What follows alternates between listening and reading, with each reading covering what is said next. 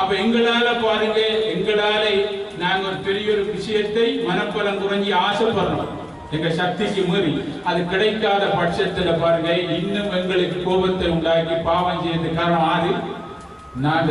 இப்ப நாங்க பாருங்க, எங்களுக்கு பாருங்க நாங்க தான் காரணம் அப்படின்னு சொல்லி நாங்க தேடணும். நாங்க தான் காரணம் தேடும் போது அதுக்குரிய வழி எங்களுக்கு கிடைக்கும். இப்ப நம்ம எல்லாம் பிரச்சனைக்கு வழி என்ன தேடும் போது கிடைச்சிருக்கு தானே. ஒரு நோய் வந்த உடனே இதுக்கு என்ன காரணம் கிடைக்கும் போது எங்களுக்கு வைத்தியம் கிடைக்கிற மாதிரி, எங்களுக்கு ஒரு பள்ளிக்கூடம் பெரிய பள்ளிக்கூடம் கிடைக்கிற மாதிரி நாங்க தட்டுங்கள் திறக்கப்படும், கேளுங்கள் கொடுக்கப்படும் சொல்லி வேண்டாம்.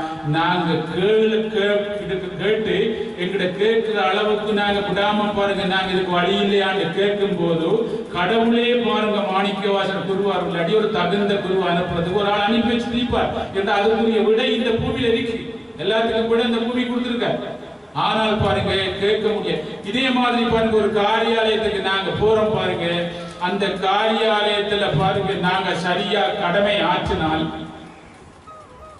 என்ன செய்யுது, எங்களுக்கு புகழ் வரும், மதிப்பு வரும், பாருங்க மேலான ப்ரொமோஷன் வரும், எங்களுக்கு இதெல்லாம் கிடைக்கும். தானாக வரும், தேடி வரும் புகழ். நம்ம தேடி போறது புகழ் வராது, தானாக வரும். அப்ப அங்க நமக்கு வரலன்ற ஆறு காரணம் தாங்க. அங்க நாங்க சரியா செய்யல ஆறு காரணம். நாங்க என்ன செய்யலாம், அந்த பெரிய ஆளுக்கு தான் யூஸ். ஒரு குடும்பத்துல பாருங்க கணவன் சரியா இருந்தால் அங்க பிரச்சனை வருமா? அந்த சரியா இல்லைன்னு சொன்னா அந்த கணவனுக்கு சக்தி குறைபாடு அப்படின்னு சொல்ல உலகுதா. ஒரு குடும்பத்துல பாருங்க மனைவி பாருங்க சரியா இல்லை அப்படின்னு சொன்னா ஏன்னு சொன்னா சரியா கடமையாட்டால் அங்க சித்தவனா குறைபாடு அவங்கள் தான்.